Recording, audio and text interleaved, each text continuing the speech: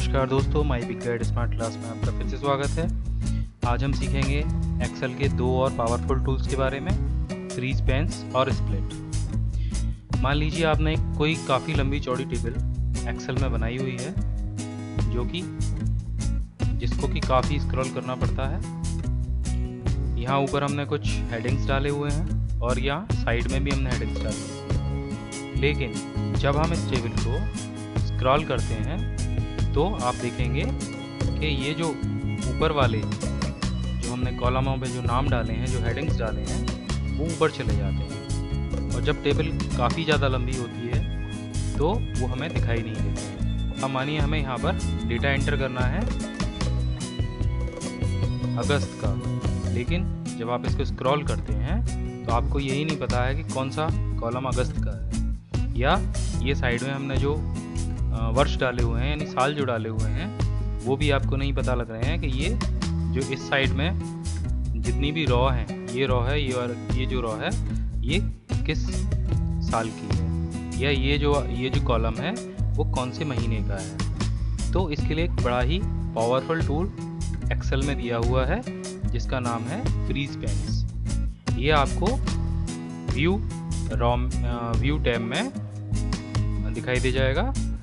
बस जिस भी कॉलम को आपको फ्रीज करना है उसके नीचे वाले पूरे रॉ को सेलेक्ट कीजिए और फ्रीज पेंस में जाके इसको क्लिक कर दीजिए। अब देखिए, अब मैं इसमें कितना भी नीचे चला जाऊं, ये वाले जो आपके दोनों जो रॉ हैं 1 और 2 वो बिल्कुल फ्रीज हो जाएंगे। ये देखिए, ये जो रॉ हैं वो आपके फ्रीज हो चुके हैं। इसी तरीके से ये जो साइड वाला कॉलम है, आपका पहला जो कॉलम है ए, आप इसको अगर फ्रीज करना चाहते हैं तो बस बी को सेलेक्ट कीजिए और इसको फ्रीज कर दीजिए। अब देखिए, सॉरी ये हुआ नहीं, हमें यहाँ पे करना है फ्रीज फर्स्ट कॉलम।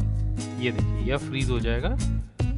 ये देखिए, अब आप कितने भी लास्ट में चले जाइए ये अपनी जगह से नहीं हिलेंगे। इसी तरीके से ये ऊपर वाले को भी आप फ्रीज कर सकते हैं।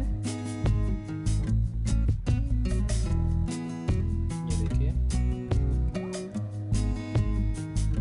तो ये आपने सीखा कि हम अपनी टेबल के रॉ और कॉलम को किस तरीके से अपने यूज के हिसाब से फ्रीज कर सकते हैं। ऐसा नहीं है कि आप ये टॉप रॉ को ही फ्रीज कर पाएंगे। आप अगर यहाँ पर भी 33 नंबर वाली या 4 नंबर वाली या 6 नंबर तक इसको फ्रीज करना चाहते हैं तो बस 7 नंबर वाली रॉ पे क्लिक कीजिए और फ्रीज कर दीजिए। पहले हमारे ये जो ऊपर वाले हैं, ऊपर वाली रॉ है वो पहले से फ्रीज है।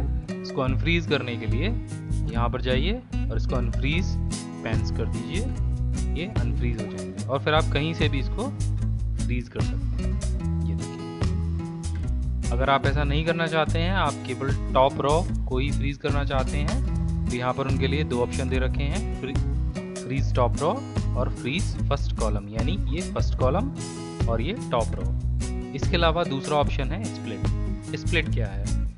आप एक बार में चेक करना चाहते हैं कि आपने जो सबसे लास्ट वाला जो हमारा रॉ है 2015 और 1971 में आपने कोई सेम वैल्यू लिखी है या उन दोनों वैल्यू को एक साथ चेक करना चाहते हैं। आपको पूरी जो टेबल है वो आपको स्क्रॉल करनी पड़ेगी। लेकिन जब आप स्प्लिट का यूज़ करेंगे, ये भी आपको यहीं पे मिल जाएगा, जब आप स्प्लिट का यूज़ करेंगे तो आपकी पूरी शीट कई भागों में विभाजित हो जाएगी। अब आप यहाँ पर ऊपर भी आपको वही चीज़ दिख रही है और नीचे भी दिख रही है, लेकिन यहाँ पर एक कमाल है कि आप नीचे वाले को भी अलग स्क्रॉल कर सकते हैं और ऊपर वाली जो आपको भाग दिखाई दे रहा है, जो हिस्सा इसका दिखाई दे रहा है, जो भी हमने काटा है, इसको भी आप अलग से स्क्रॉल कर सकते हैं और वहाँ पर कुछ भी कैलकुलेशन कर सकते हैं। देखिए, मैं यहाँ पर फर्स्ट वाली रॉ को भी देख रहा हूँ और सबसे लास्ट वाली रॉ को भी देख रहा हूँ। इसी तरीके से आप साइड में भी इसको